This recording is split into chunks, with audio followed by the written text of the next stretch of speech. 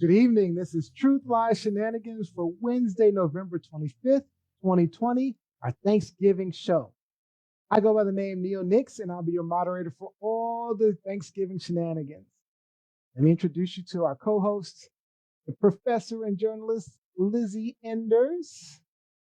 Lizzie, gobble, gobble. Happy Thanksgiving, everyone. Hope you are cooking and looking and doing it well. And our Canadian rock star, Robbie Rock. Yeah, well, happy pre-turkey day, everyone. Pre-turkey day. Pre-turkey day. All right, for today's show, we'll be sharing some of our favorite segments of the past with you. Tonight's show, from episode 41, we're sharing the harrowing COVID survival story of Marcus Easton. From episode 36, we'll be talking about Michelle Obama and dealing with low-grade depression.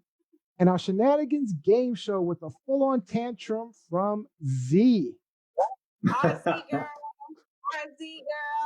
We miss you, girl. We miss you. Remember, our streams are live just about everywhere. YouTube, Facebook, Periscope, and Twitter at TLS Live Show or TruthLiesShenanigans.com.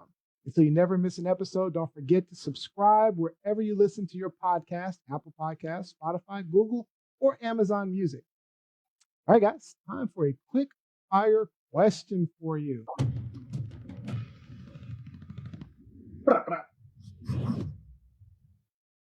All right, Thanksgiving is tomorrow, so tell me, what is your absolute favorite Thanksgiving dish? And what is your least favorite dish? Lizzie? So I'm making it this Thanksgiving, even though I no longer eat meat, but I'm making a Dominican turkey this Thanksgiving. So it's called Pavochon Dominicano turkey. It's in the flavor of, if you are familiar with pernil, which is usually applied to pork in the Latino community, but we're going to take all those spices and put it into a turkey. Mwah, mwah, mwah. Manja, manja. Least favorite, okra casserole. Okra casserole. Slime everywhere. Disgusting. It's okra. Robbie. My favorite Thanksgiving food, and I know that this is just personally to me and some of my family members, my Aunt Bunny's homemade pierogies.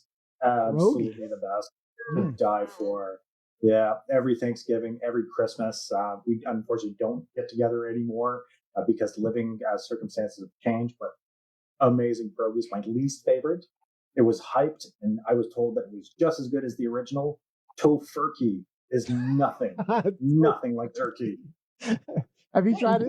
Have you tried it, Lizzie? Have you tried tofurkey? First of all, I don't eat tofu, so no, never. Johnny, have you had it before?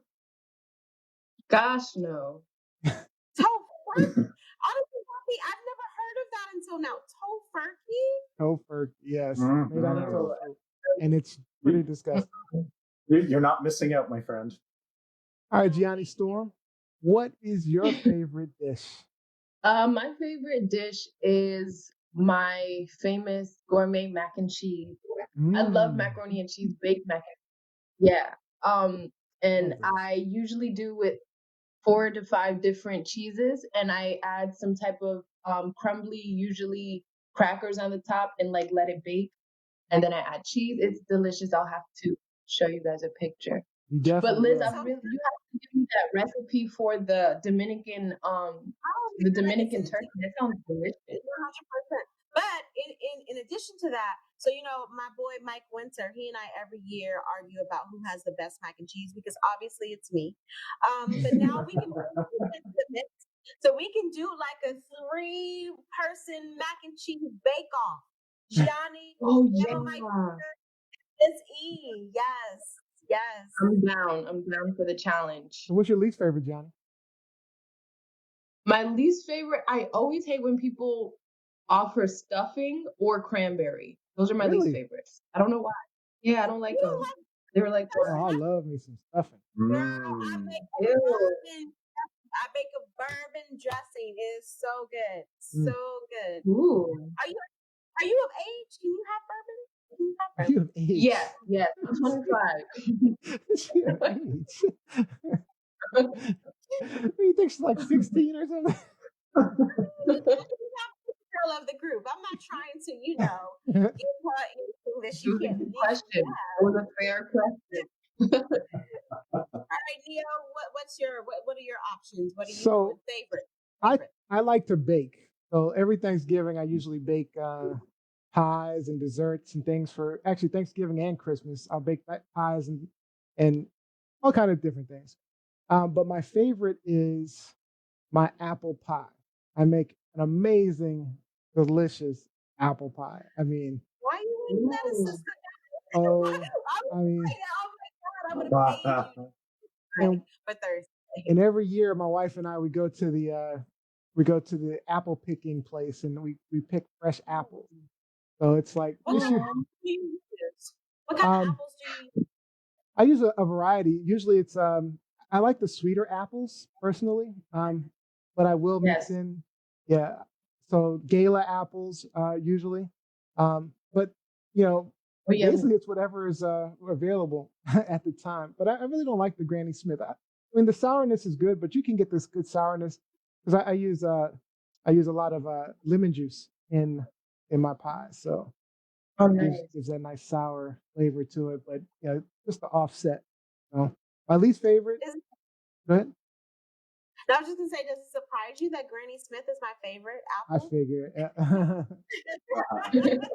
I just don't like sour very much, so I tend to avoid sour stuff. But anyway, but my least favorite is cranberry sauce. Cannot stand Ew, cranberry sauce because that stuff is disgusting. The it is gross. flavor, the I love consistency. Wow. And I feel so bad because I can no longer, because of my Oh, diabetes, why? I can no longer eat it. But I would just scoop it up and eat Gianni's it with like me on this ice. Yeah, one. I got Wow. Gianni on my side. yes. It's I'm like the with Liz. consistency. It's confusing. Why are you there? Like, Yeah, I like what kind that. of pie is That's it? true. It is. That's exactly. Yeah, I agree. I agree. All right, now, Robbie. I know you had the Thanksgiving in Canada last month, couple weeks ago. But what's some memories from your Thanksgiving past? Memories from Thanksgiving past, it's going to my Aunt Bunny's traditionally for that dinner and getting together with cousins. Uh, it really was, it was a good time year in, year out. It was just, that was the tradition. And if you were lucky, there were some leftover pierogies that you could bring home, but typically that was reserved for aunt and uncle status or special cousins, not the young cousins. Izzy? So my mom is from the South, and so we had a lot of Southern traditions. But for us, our entire family, my mom had four sisters, and so we would go to every Thanksgiving. We would go over to my aunt Alberta's house. She passed away in 2018. But every year we would go to her house, and it was like a cook-off between all of the sisters. So my mom would bring all of her. She would bring a roast and fried chicken. My aunt, she would do the fried turkey or the ham. And then my mom and my aunts also, they baked a lot. So it was pies, cakes, custard, like it was just tons of food. So I miss that as a part of the tradition. I really do miss that. Gianni? Yeah, it was I was similar to Liz where I did go to a bunch of my aunt's house because my grandparents had five daughters. So there was like a Mm. cook-off kind of with them. But you guys don't know this. Yeah. You guys don't know this, but my I actually grew up a Jehovah's Witness, so my mom didn't celebrate Thanksgiving. So Hmm. I would actually just go and sneak off and go to my aunt's house and see who had the best food, honestly, and just run through there. But they always made Spanish food. It was never like the Yeah. movies, like how they had the Southern cooking like I always wanted. I had to get that on my own and learn how to create. Oh. And so for me, like Dominican food, it was always the day after because I never went to my dad's side of the family for Thanksgiving. So it was always the day after. Yeah. And then to go to his sister's house. And that's where, we would have the turkey, we would have Dominican mofongo, plátanos, tostones, like a Ooh. lot of, yeah, yeah, yeah. But that was always the day after, that Friday. But Thanksgiving Day, it was Yeah. definitely for the South Black folks, if you will. Ah, I wish. So far as my memory, I'm so my grandmother passed away at age 90 just 3 years ago, and we're actually Oh, in the wow. process of selling her house. So I've like it's been a lot of memories from those times. You know, like I Mhm. remember as a child, she had this huge kitchen, and it's this ugly, cute green color, but and it's still that same color today. But it was like a huge kitchen in the basement, and I mean it. But it was wide open, almost like a rec room. And so we'd have the big table, lined up, and we would all get together for dinner, and all of us kids would just be playing. Yeah, I was a kid at one point, but we'd just be playing around with each other. I remember my brother and sister a few years. We just be hanging out. Yeah, matter of fact, we still have some pictures from those times. So it was. I have some really fond memories of those days. Of those days. But all right, guys. So we hope you guys have a wonderful Thanksgiving. Um, these were just some memories from our past. But what we want to do now is just have you watch a few of our episodes from the past that we had a lot of fun doing. So And that we're thankful for. People said we're thankful for, because we've come a long way Yeah. this year, and we have. we're thankful that we're still here. We're still giving you all of our live shenanigans. Our first segment originally aired August 26, 2020, Season 1, Episode 41. Now, with COVID raging again this holiday season, we felt it important to reshare the story of Marcus Eason, who lost his fingers and nearly died after nearly a month trying to survive his bout with COVID. Today, we're continuing our series of interviews with coronavirus frontline workers and survivors we call the COVID Chronicles. There's plenty of lies and misinformation in coronavirus, so Truth Lies Shenanigans brings you the truth. Stories directly from the people that lived it, frontline workers and survivors. This is the COVID Chronicles. Today, our guest is Marcus Easton. He's an attorney in Chicago, Illinois, who contracted the virus in mid-March. He ended up staying in the hospital for 40 days with a lot of complications, and he's here to tell us his story. Welcome, Marcus, and thank you for coming in and sharing your story with us. Welcome, welcome. Hello, everyone. Thank you for having me. I appreciate it. Glad to have you here. All right, so my first question to you, Marcus, is how are you doing? I know we'll get to the details of your battle with the virus, but I really just hmm want to know how you're holding up and how your family's holding up. Uh, I think I'm doing pretty well for the most part. I had to go through physical therapy uh, with my legs because, of course, I had to relearn how to walk again because I was Wow. out for so long. Um, I still go through occupational therapy for my hands. As you see, this is the finger that I'll tell you about that I had amputated. But for the most part, I think everybody's just glad I'm on this side of living. So, and I know I am. Um, I hear people uh, tell me all the time that I'm a walking miracle. Uh, uh, I'm just glad to be here. We're So, glad to have you here. We're definitely glad to have you here. I'm glad to Glad have to you All right, for have sure. so please tell us more about your story. When did you contract the virus?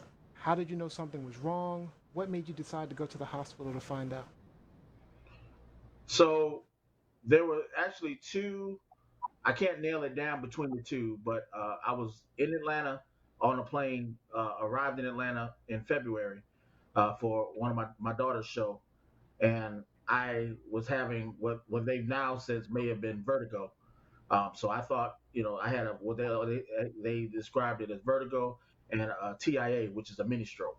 Oh, wow. So and when I came to Atlanta for 4 days, I spent 3 of those days in the hospital and told them that hook or crook, the last day was my daughter's show. I was jumping out the window to go to make sure I was at her show that night. So, but later in March, I had a birthday party. My birthday was March 10th. I had a birthday party on March 8th, and there were some people that was at that party that also caught the virus. So somewhere in between Atlanta and right before Valentine's Day, and then around March 8th, My guess is the birthday party because I didn't catch symptoms. I didn't start showing symptoms until March 16th. Um, so it just I don't there are different theories about the gestation period of the virus and when you start to show symptoms and whatnot. But the telling day was March 16th. I woke up.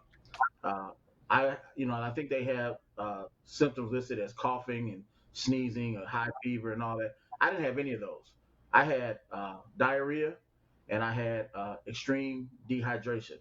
And I called my doctor and shared my symptoms with him, and he told me to get some Imodium D and some Gatorade because I probably needed to put some electrolytes in my system.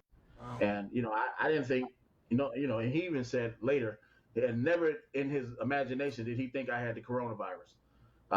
So 2 days later, on March 18th, my brother came by just to do a wellness check, and he ran. I live in a. At that time, I was living on the third floor. I've since moved down to the first floor in my building. Uh, Third floor. He rang the doorbell, and I was in the bed, and finally heard the doorbell, but I collapsed before I could even get to the door. So my neighbor had to buzz him in, after he, was sporadically buzzing her Were you doorbell having saying trouble? that Were you having trouble breathing, or was it something else? I What just, caused you to collapse?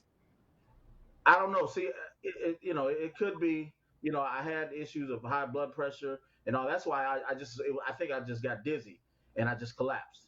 Okay. And I mean, I was conscious the whole time. But so he eventually got in, and the door was unlocked because I think I had some Gatorade delivered from Instacart or something like that. So the front door was still unlocked. I had the alarm on. I could control the alarm from my phone, and I could lock the door from my phone. Uh, but it was unlocked, and when he came in, I was on the floor in front of the door, and he immediately called 911. I was able to get myself up to the sofa, and the ambulance came, the fire department came, and they took me to University of Chicago Hospital, which is just around the corner from where I live. Um, so they admitted me to the emergency room. I got checked in. I don't know what time it was that the doctors came in and told me that I had tested positive for the coronavirus and that they were going to put me on a ventilator. They had wheeled me to the area where they were going to, sedate me. And the doctor looked at me initially. He said, "You look fine. You look like you're breathing fine now. We're going to hold off a little bit before we actually have to put you under." So a few hours went by. They wouldn't let me have any water or anything like that for a long time. I do remember getting wheeled to an actual hospital room and watching TV for a while. And then after that, I don't remember anything for the next, I guess I was out for 15, 16 days under sedation. Wow. I remember dreams that I had that I was a person in the hospital. I don't know that I actually realized myself that I was in the hospital. I remember various instances that they described to my mother when the doctor asked me if I could hear her squeeze her hand. I remember that, and I also remember another incident where a doctor asked me, or he said something. They told my mother I laughed at his jokes. I remember the incident. I didn't laugh at his jokes. I told him he had jokes. I remember that. So, and I remember, various things that happened, while I was in the hospital, but I didn't realize that it was me that was in the hospital. Only at certain times I remember them saying, "Mr. Eason," and then, like I said, when I finally came to, I just remember seeing the video screens. They were playing my two favorite movies, Captain Marvel and Avengers Endgame. So I Great knew I movies, was. by the way. Yeah, exactly. So I knew I was good at that point. So So I know you showed us your hand. mhm. Um, what happened with that?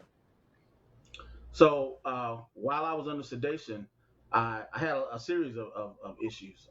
I had to have two dialysis sessions Wow. because of my kidney. Apparently, I had a kidney issue. I had two blood transfusions.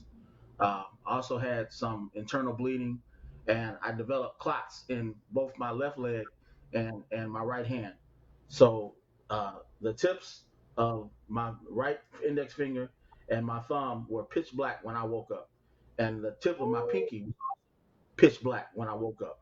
But in while I when they after I left the hospital and they sent me to a rehab center, this one it was like a blister that burst, so the color came back, and they didn't have to amputate this finger at all, and it's just now starting to come back pretty much to normal, which is a good thing.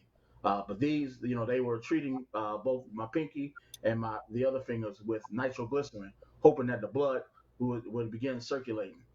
So that when the doctor, my hand doctor, wanted to wait at least a couple of months after I got out the hospital to see if the blood would recirculate and the color would come back. But about a month in, I said, "Look, I felt the finger trying to push the tip up, and I was in extraordinary pain. And I told him, I said, if my quality of life will be better, just go ahead and take them off. So I had surgery on. I was already out the hospital at that time, COVID free, and I had surgery, outpatient surgery, to amputate my fingers on June 4th. And so these have just started to come back to where I could take the uh, the medical wrap off and just leave them exposed. And for a while, it was hard for me to wash my hand. I would just have to take something and just kind of, pat it down a little bit. I had to, not trying to be TMI, but use the bathroom with one hand. So it was kind of hard, but it feels a lot better now. It is as big as this may seem that I'm missing a finger. I know that it could have been a lot worse. Yeah. That I'm above ground, Right. and you know, but yeah, that's what happened with my hand. Now, did you have any other complications?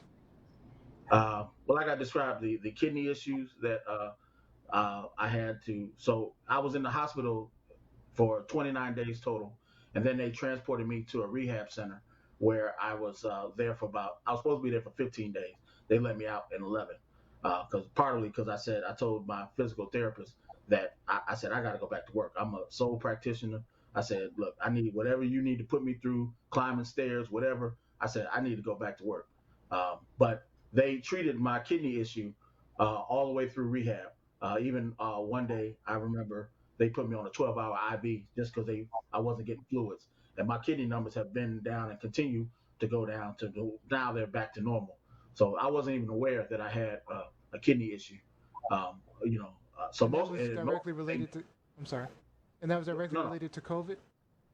I don't know. It could have been one of those complications that enhanced, the symptoms that I went through with the virus. Okay. So, Right. but most everything that I described to you, as far as what the 15 days, the only reason I know about it is from my mother and my daughter and other folks that spoke that spoke to me post that. Um, there were a lot of text messages, mainly from my daughter that I read that that broke my heart because that it was like day 4, you still under sedation, you got to wake up, and you know she was a trooper. She called the hospital uh, every day. She she talked to the nurses. From what I understand, she got into they had some issues with one of the nurses or whatever. But she was the first voice that I heard when I woke up, and she called the room, and I heard her voice. I heard their voices, her and her mother's, and I said, I thought they were my sisters, and because I have two younger sisters, and when I heard her mother say, "He think we're his sisters," I knew who it was. I knew it was her and her mother.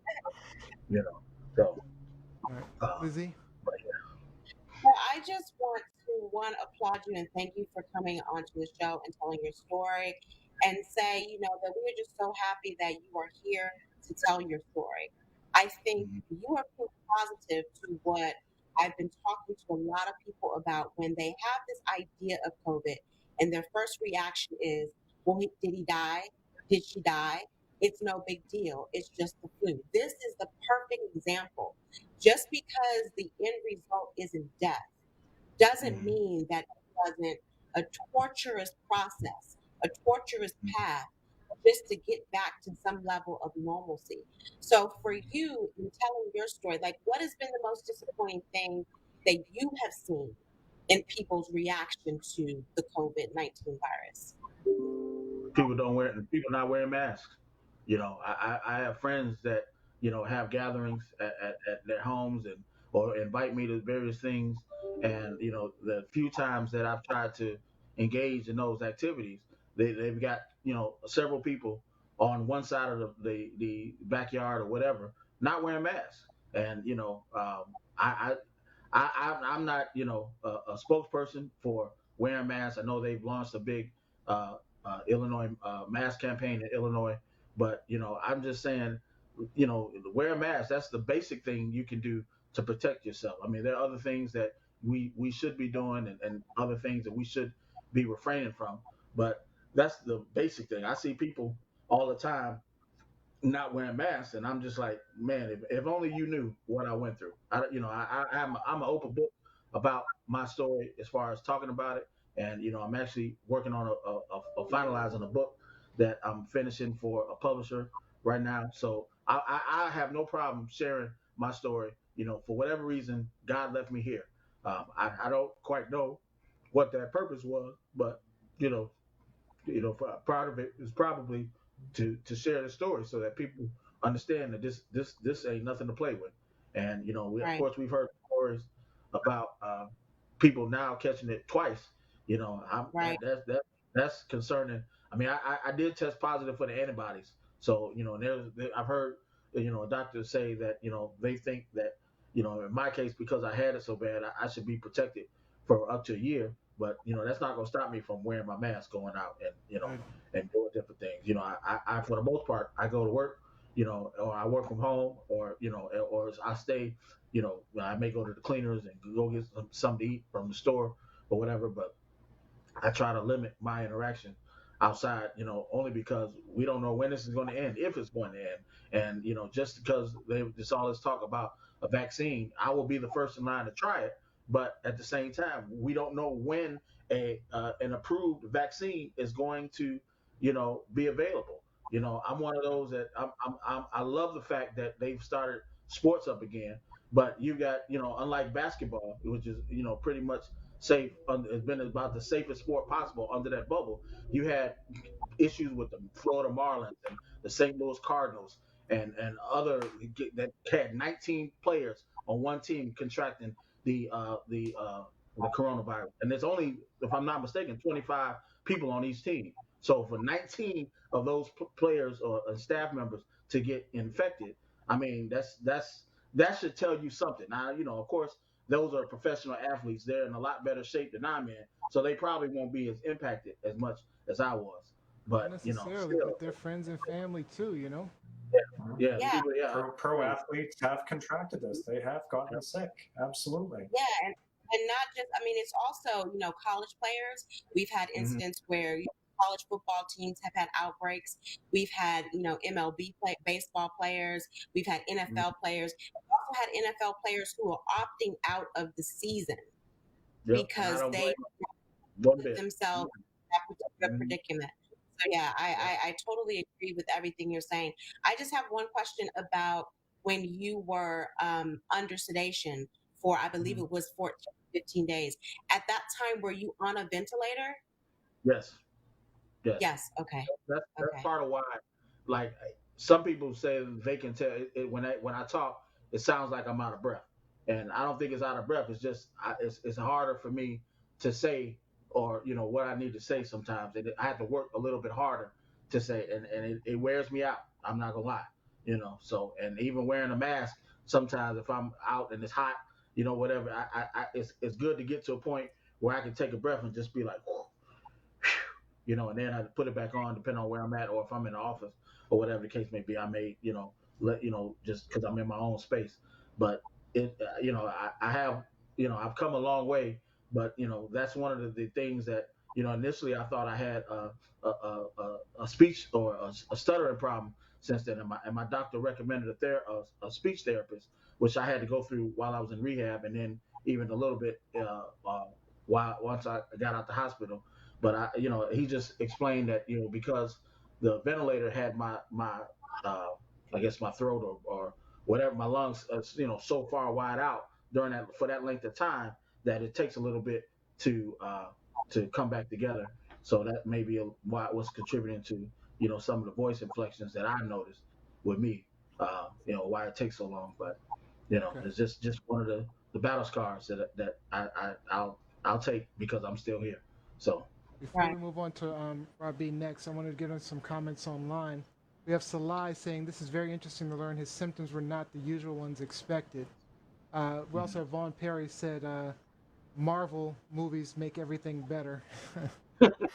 um, Ade says prayers to Marcus Eason and his family. Um, Vaughn Perry said speak on it, Liz.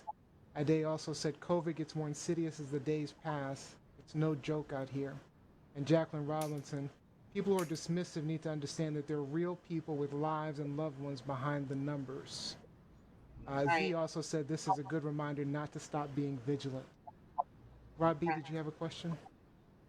I do actually. I was gonna thank you, Marcus. Likewise, I really appreciate you coming to talk to us. I love getting these personal stories, and it's important that they be shared with the rest of us.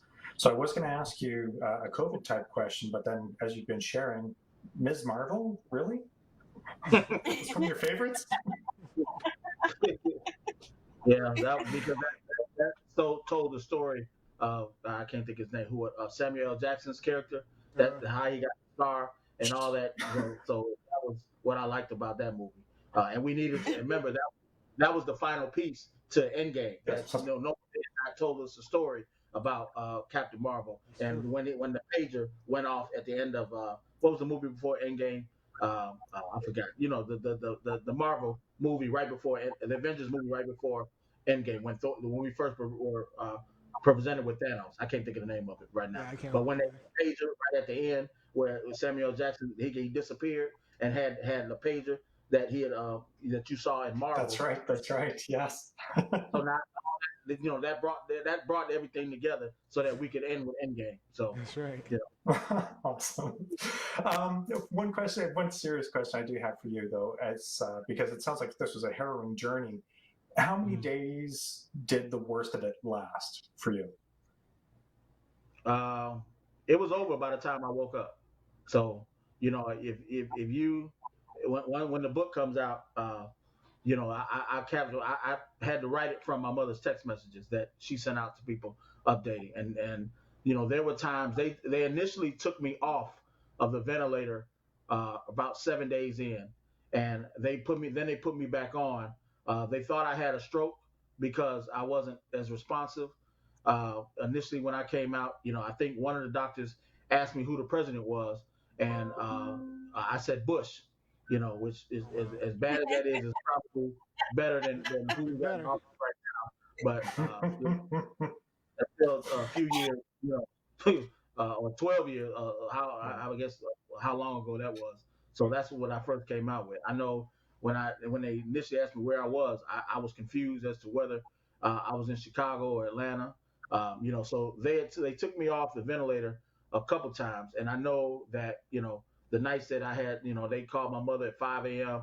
and asked her for permission to do a blood transfusion a couple times.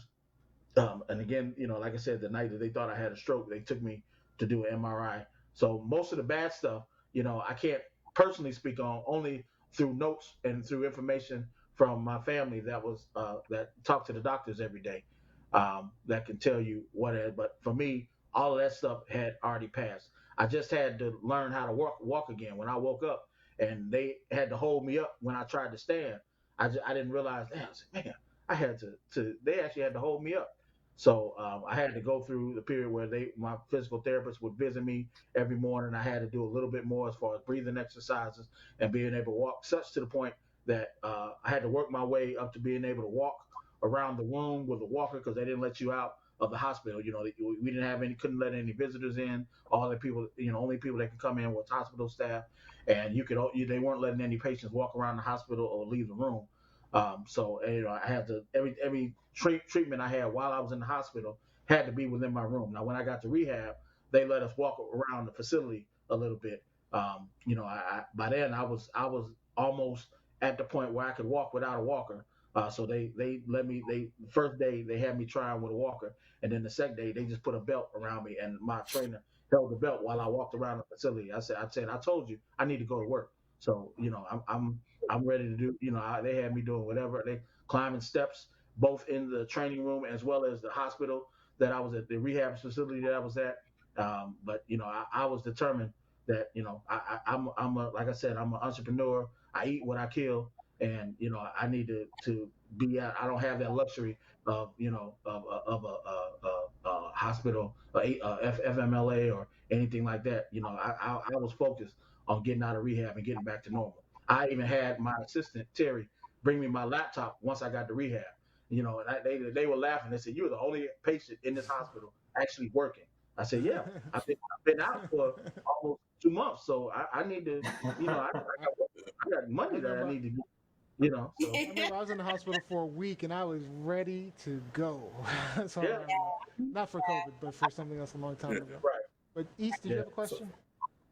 Yeah, like you definitely touched on the physical uh, the physical pain that you've been through, and you kind of discussed it with being in the hospital, how you weren't allowed any visitors. Um, Mhm.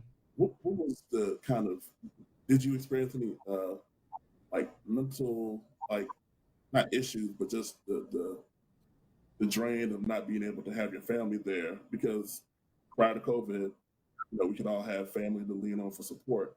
Can you Right. discuss some of the kind of the if you had any mental anguish that you went through and just kind of tell the audience what that was like?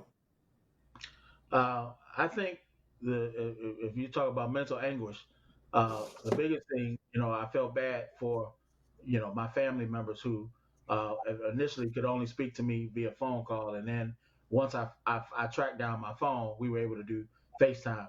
But I think for me, the hardest part was accepting, why am I still here? I've had days that I really ask myself why I'm here when so many people have passed, so many people have gone on. And then about 2 weeks, maybe about a month ago, my doctor shared with me a study that she made me a part of where they did a study of 2 patients at the hospital and 5 in Wuhan, where they initially discovered the virus. The 2 patients here were a 70-year-old woman and a 43-year-old male, me. Um, and of those 7 patients, I'm the only survivor. Oh, So that Wow. that I was had no something Wow. idea. nuts running That's around here. that's sobering. Yeah, so that was a huge. And I remember my mother telling me, she said that she told the doctor, she said she asked him directly, was I going to survive? And the doctor told her he should be because he's young enough and strong enough, but there are no guarantees. And she told him that, listen, I am 67 years old. He's my only son, and I need you to do. I'm not having any more kids, so I need you to do whatever you have to do to save him.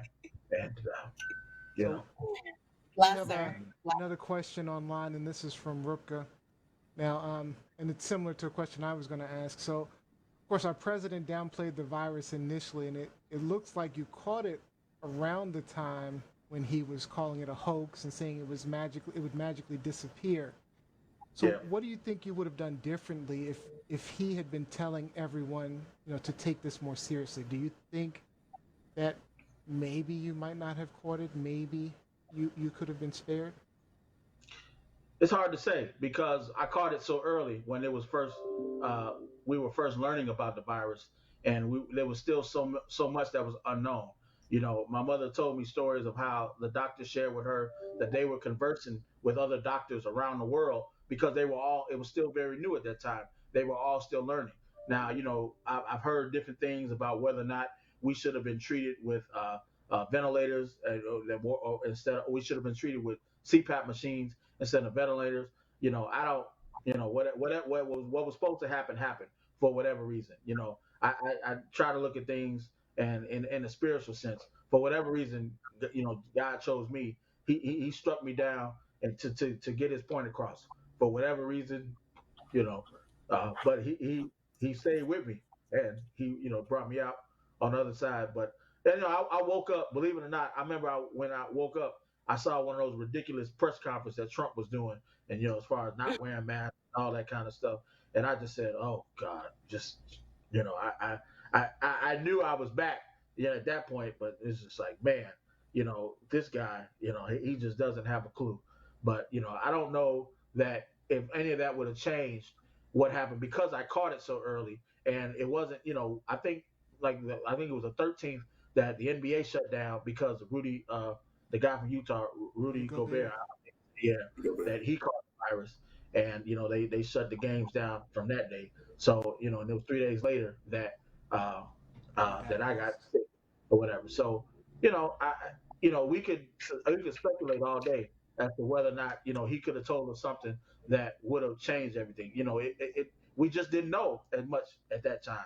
I know they shut it down. We were officially noticed, I guess, for the government standards on January 31st. From that, but I'm not gonna blame anything. I still owe several doctors at the University of Chicago letter for thanking them for bringing me out because some people couldn't do it. And had I been at another hospital, I can't say that I'd be sitting here right now. That's a great hospital, and they're heavy on research. So I'm fortunate that I live 5 blocks from the University of Chicago Hospital, like Northwestern and so many others. If I wasn't at one of these hospitals, then I wouldn't have made it. I think a key point that needs to be made here as we reference Trump and his actions in the early days of COVID and the information that was coming in, because we have to consider that, us as citizens, we're getting like hand information versus what is being said to the president by the experts. But even with that, this is where we have the Republican National Convention. And on Monday, which was the first day, they talked a lot about COVID and about how he always championing the COVID response and cautioning people and how he wasn't claiming it was a hoax. But more importantly, he had several COVID survivors as speakers on the panel on Monday.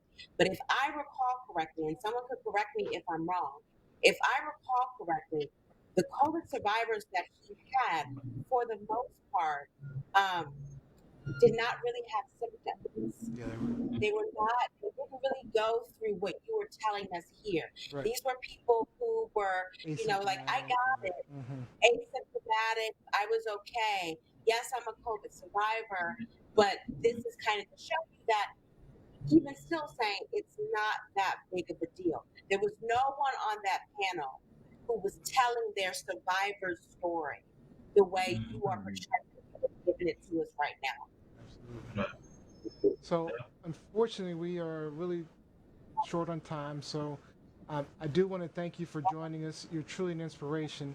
Are there any last words, any final thoughts you'd like to share with the people out there? Well, I think I will say that I am a living witness to the negative effects of the coronavirus. It may, the virus will impact each of us differently than it may have impacted me. But Yep. there are the basic things that you can do to protect yourself. Wear a mask, and practice social distancing, wash your hands, and I mean those are basic things that we should be doing anyway. But this thing is something that we will eventually, get past. We just don't know when that will be. Life has changed as we know it. I know people are looking for this to be, similar to the flu and some sort of like flu vaccine every year. We don't know, but until that time, do yourself a favor and protect yourself. I don't want I wouldn't want my worst enemy to ever have to go through what I went through. So that's all I would say. Well, Marcus, Right. thank you so much for joining us. We really do appreciate it. Thank you Stay so much. safe. Thank you. Pleasure Stay meeting you. safe. Continue to get better. Take care of yourself. All right. Thank you very much, guys. I appreciate you having me And on. let us know when the book comes out. Yeah, let us know. So we'll have you Yes. back on for the book when your book releases. Definitely. Yes. Absolutely. Thank you very much. All right, thank you, Marcus. All right. All right. All right.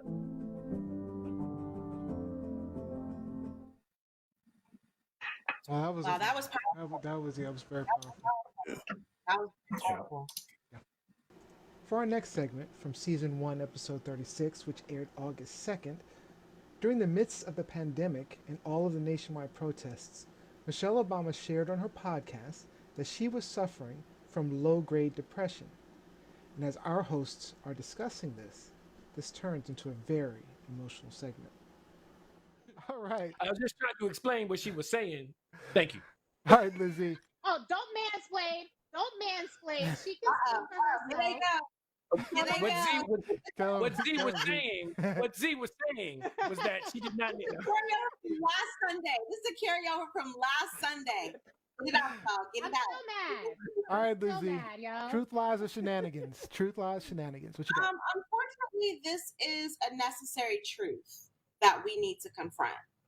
And it is segueing, piggybacking off of what Z was talking about, what our guest host this evening, Dr. Hema, was talking about. So earlier this week, Michelle Obama admitted that she has been experiencing low-grade depression as a result of the quarantine and the pandemic, as a result of the ongoing protests over the summer regarding social injustice, and as a result of this administration. So we're going to watch a clip of her talking about this a little bit. I know that I am dealing with some form of low-grade depression, not just because of the quarantine, but because of the racial strife and just seeing this administration, watching the hypocrisy of it, waking up to how this administration has or has not responded, waking up to yet another story of a Black man or a Black person somehow being dehumanized or hurt or killed or falsely accused of something. It is exhausting. The vast discomfort with the notion that a Black man could be sitting in the highest level of office. We saw that. We saw the signs. We saw the nooses. And so it resonated and triggered me earlier this week when I saw her make these comments, when I saw the stories about it, because it allowed a little bit of self-reflection. And I think during this pandemic, a lot of us haven't been really, checking in on ourselves. We've been on the go so much, just trying to maintain, make it from day to day, that we haven't, or checking on other people. We've been checking on our loved ones, our friends, but we haven't been doing any self-evaluation. And so my question to you all in terms of what she's bringing up, what she's talking about, in terms of whether it's low grade or high grade depression, how are you guys? Like, what do you think about that topic as it relates to the pandemic? Let's start with Z. So I was sharing with the panel before the podcast started that today was the first day I washed my hair in almost 3 weeks. And for those that know me, my hair is my crowning glory. I mean, you know how we all have that one thing that we don't have to work too hard for? Like, that's my hair. So it's, I love styling it and washing it. And I realized, I didn't care. Like, I didn't care. For what? For who's going to see me? So that I can socially distance from my husband, so that I can watch CNN and get pissed off and cry again. Like, for what? So I don't see anybody at work when I drag my ass in. Ooh, I cursed. My first time. She did. She called herself out.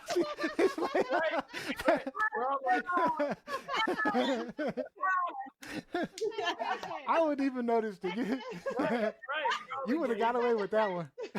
That's how depressed I am. I'm telling on myself. But yes, I realized recently that I'm definitely experiencing a low-grade depression. Exercise, checking in with friends, the usual things that make me happy are just, they're just not. I'm finding myself falling into a pit of hopelessness. That sounds so dark, and I don't mean it to, but I almost, what it feels like? Like, I feel like I have to get all of my good times in before November 4th. Yeah. And that is keeping me up at night. It's making me sick. It's making me depressed. It's making me overeat and then not eat. Yeah. So yeah. That's how Yeah. I've been. That's I mean, that's just real. It's not. just I to was, quickly piggyback off Z, so I'm back to my head wrap again, but it's because I have a flood in my building, so I have no water for the second time this week, and so I wasn't able to wash my hair today, and so in the midst of the pandemic, before when we first started this show, I wasn't doing my hair like Z. I wasn't washing my hair on the regular because I was just so like I can't deal, and then I'm like, okay, I need to make a concerted effort to be presentable to my students that I'm Zooming every day and to my gap and to my boys on the show. This is before you came in, Z. My gents on the show, and then when you came in, and then we have guests. Okay, so you need to be presentable. And so it hurt my feelings today that I couldn't wash my hair this morning, that I couldn't, do my do. And so I almost wanted, I started Neo to call out on the show, but I have no water. I can't flush my toilet. And I think under normal circumstances, it wouldn't have been that big of a deal. But with everything else that's going on with, I was just like, and it took Mike Winter. Mike Winter was like, just slow down, take a deep breath, and just do it. But so I feel you on the hair thing. For women, especially for women of color, this is Oh yeah. this is all. And Listen, so Sunday is a blessed day. Yeah, it's a wash and go day. It's a special day for hair. So I get you. So I I was just had a gonna moment. I was just gonna say, Z. It doesn't sound dark to me. It sounds real. It sounds it's what you're feeling. It's how you are. I mean, it sounds real. It's what people are dealing with. Jam, did you want to jump in? Jam. So, wow, how are we doing, huh? I mean, we talked about this, I guess, when the show first started. Like personally, I still have had more time to spend with my family than I think I've had, especially my kids, than I've had probably in the last 6 or 7 or 8 years. So to me, that is one of the most valuable gifts, if you can consider it that I've had. Like my schedule just was whack. Like day starts early, get the kids in, we're running here, we're running there. So to me, this whole time has been a blessing, where I understand it hasn't been for other people. Having said that, as things have gone on, my wife and I have tried to find things more engaging and redo our lives. And so one of the things that we've tried to do to be different and learn is take up Tai Chi. And so we got this whole Tai Chi in the morning process that we've been working on, and it's exciting. And I mean, it's you're like, I can do kung fu, and then like somebody walks up to you, you're like, no, I can't, but I think I can. And so that, but and that's the real stuff to me. And then I lost my job, like as you know, and I found a replacement job. But when we're talking about how much unemployment is, I know exactly how much unemployment is.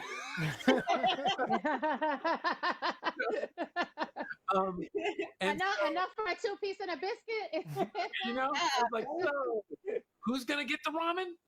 And so like, and so, but again, even with that, like we've been lucky enough that we've been in a place where I could start planning and be effective. Sorry, Nia, I took up your time. But yeah, so I have a lot of feelings about this time, but I'm doing better than I think a lot of people are, and I'm thankful for that. And so I think I have a better understanding for that. Nia, what you got? I'll keep mine brief. I mean, I see how it affects people around me, and I see it's been tough. I mean, the thing that bothers me most, or that I struggle with most, is and we talked about it a little earlier, was the social affection. I'm a person who love hugs. I do. I love hugs. So I mean, and I think with the kids and everything, and that's the thing I've struggled with the most. I will say this show has kind of been my therapy. So it's given me some things to do. It's taken Come on, Lizzie, shake it out, Yeah, come on, Liz. Come on, Work it. Lizzie, come on. Break it down. Break it You're a down. Break it down. So I will say the show's been my therapy. So that's all I've got. So. No, you know what, No, Neil? so I want to say thank you. I want to say thank you to Neil for that because that was one of the things that I had said to him earlier that, this show kind of saved me. This show gave me a voice. mm, I'm going to cry too. Now you're going to make me cry, Liz. But no, because, when I found you guys, I had, George Floyd had just been murdered and I had all of this, like, between COVID and it was just like I had so much here. And this show was an outlet. So thank you. Thank you, Neil. Thank you, Lizzie. Thank you, Jam. Thank you, East, for welcoming me And because this is hard. And you've we been a all, godsend to we're all us. going to have PTSD. We love you. I mean, I think you hit the nail on the head. Like I think it's been cathartic in ways Neo like of course. wasn't expecting it to be. Like this nonsense for like with all this racial stuff, son of a, like if there was no other way to express it, come on. Mike is talking about unemployment check as a side note being 1/10 of his salary. Mike, you are preaching to the choir, baby. You are preaching to the choir. For real. Lizzie, you have one more thing you wanted to say? Just one final point in that, and I think Jam may have mentioned it, like, and definitely Michelle Obama mentioned it before she talked about this week. I thought that I was managing well. I've said repeatedly how I don't leave my house. So I was social distancing perfectly from everyone, probably with the exception of Mike Winter, because, that's my bestie. He lives around the corner. But other than going across the street, I wasn't going anywhere. So I'm just like, okay, I'm fine. I was keeping myself busy. I've been teaching all summer, and then doing the show. So with the addition of that, I was busy all the time. But it didn't occur to me that mentally that I was going into the dark place. It didn't occur to me until last Sunday when I went to the social distancing picnic for my 95-year-old family member, and I had all of this immense anxiety. It was just, I mean, my other bestie, the night before, she was like, I know you're stressed. I know you're worried about tomorrow. It's just a picnic. You'll be okay. And I had to talk myself going. And it took a lot for me to go out there.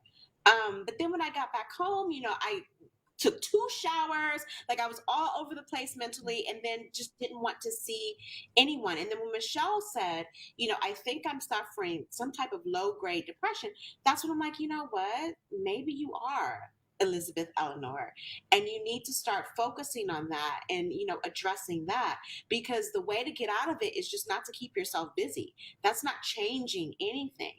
I'm at the point now where I feel like I'm borderline agoraphobic. Like I don't want to leave my house. Like I'm just like, you people are infected. Let me stay in here with the cat and we're good. And that's not healthy. That's not healthy at all. And I think, like Z was saying, like in terms of appearance, I mean, my God, I hate the way I look now. Hate it. And that's something that I think a lot of people are going through because we haven't been able to work out. We haven't been able to take walks and get sun. And like I have a lot of makeup on now. I look tan now, but no, I'm pale ale right now. So it's been a lot. So when Michelle Obama came out with this week, I'm like, okay, finally someone is saying what I've been denying, kind of. And I think I needed to hear it. Just kind of like, try to work out of what we've been going through. And again, this is just the first phase. We don't know what phase 2 is going to be. We don't. So it's better that we try to prepare ourselves better now for what could be possibly coming. Which is another reason it pisses me off that these people don't care. I mean, because there are other side effects to this thing. It's not even just, I mean, there's other health issues to being forced into these situations of trying to keep ourselves safe from COVID while everybody's out partying, spreading it around on willy-nilly, not caring. And Z, I think you have one more thing you wanted to say. I know. It's just... Well, it's interesting. It's interesting that Lizzie said that it almost is making her agoraphobic, where I'm almost having, because I totally feel you on everything you're feeling, and I'm having almost the opposite reaction, where it's like it's making me want to just go out even more. Like hell, the world's ending. Get it. Yeah, like and like you said, I don't think either one is 100% right or healthy or the correct coping mechanism. You know what I mean? So yeah, I think we're all gonna be in therapy. Therapy, if you're trying to look for something to go into, hey kid,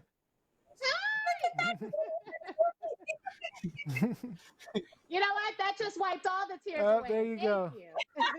There we go. All right.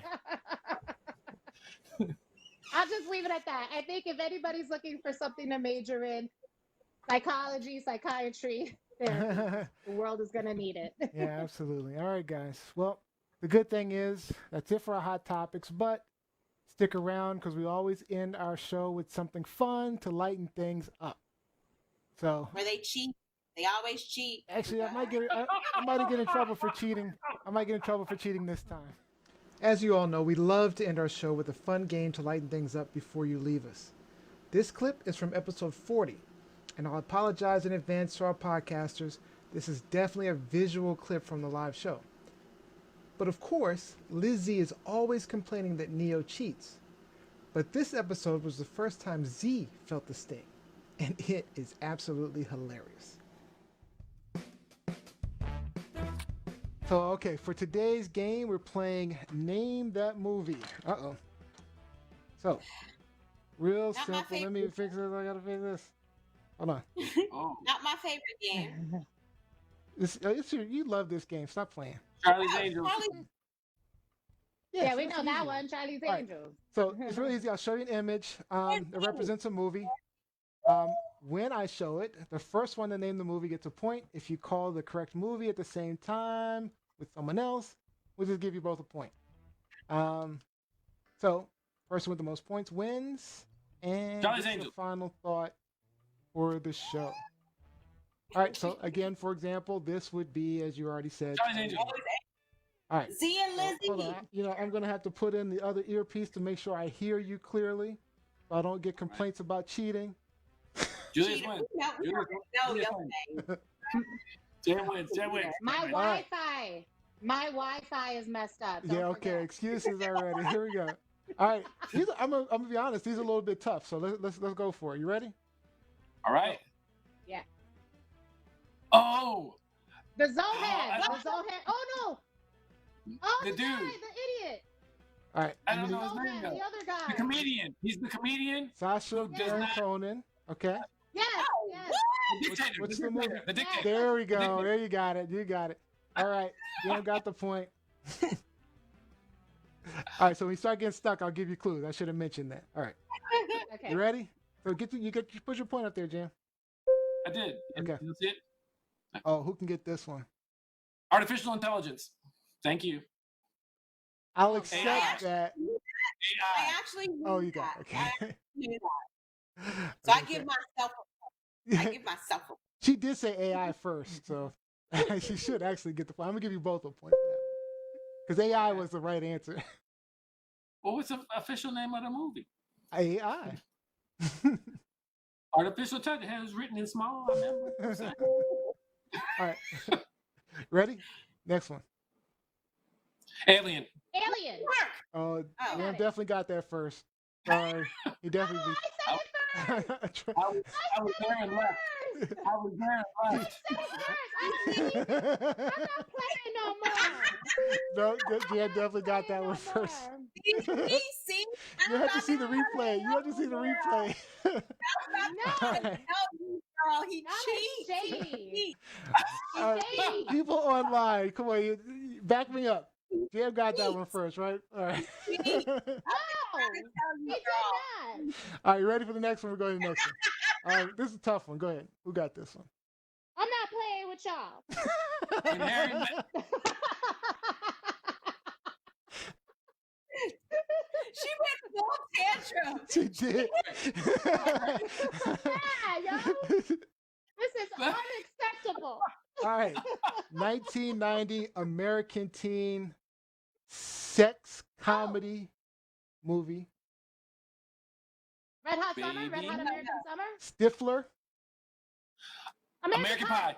Oh, okay. No. No, I got I said it I first. got Z on that one. Sorry. What? You didn't want to get cut today. You didn't want to get cut. Thank you. Thank you, Neil. Because I got gonna Z on call that one. Mel. It was I was close gonna though. call I got Z Mel. on that one.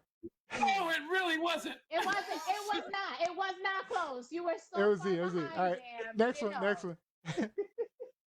Office Space? 9 to Nope. 5? No. This is gonna be a tough one. I'm gonna have to give you clues on this one. All right. 1992 erotic thriller. Yes. Single white female? Instinct. Yes. Lizzie got that one. Lizzie got that Ah. one. Lizzie. All Good right, job. Lizzie. All right, Lizzie. All right. Ready for the next Love one? Love it. Blade. Terminator. Blade. No. Blade. Jam definitely got that one without a doubt. You were still saying All right, Jam, you ready? Got your point? All right. First one to 5 wins. It's funny. Rupka said she went full Trump tantrum. Mike Winter did get American Pie. All right. Jesus. Braveheart. Oh, yeah, Braveheart. Oh, that's a win. Yeah. All right, go Jam. Good job, Jam. Jam got I will Braveheart. not congratulate you. I will not congratulate you. What about that Salty screams chip. Braveheart? What about that screams Braveheart? It's mostly the screaming was done by V's anger. I am salt and All right, vinegar Jam. chips Good right game. now. I Good am game, not Jam. Well congratulating done. you. Whatever. Get your final thought together for the. Get him. Get him. Get your final thought together, And keep Jam. it You ready? short. All right, guys, and that's all the time we have for tonight's show. We hope you enjoyed our clips from previous episodes. I'd like to thank you guys for joining us. We hope you maybe learned something new or gained a new perspective, got something off your chest. Don't forget to like, follow, subscribe at ELS Live Show. And if you missed any of today's episode, check out our clips online on YouTube, Facebook. Make sure you watch our next show Sunday, 4 p.m. for our after Thanksgiving show. We'll be sharing again some of our favorite clips from previous episodes. All right, and for tonight's final thought, we have Lizzie Enders. What's up? What's up? One, I just want to say happy Thanksgiving again to everyone out there. Thank you guys for sticking with us up until this point throughout the year. I know it's been tough. I know it's been a year that we never could have imagined, but we are thankful that you guys are here, that we are here. Eat well, spend time with your family and loved ones well, and then just remember, pay attention to all of those truth, lies, and shenanigans. We'll see you in a few. Happy Thanksgiving, everyone. Have a happy Thanksgiving. Happy Thanksgiving. All right, guys. Shenanigans.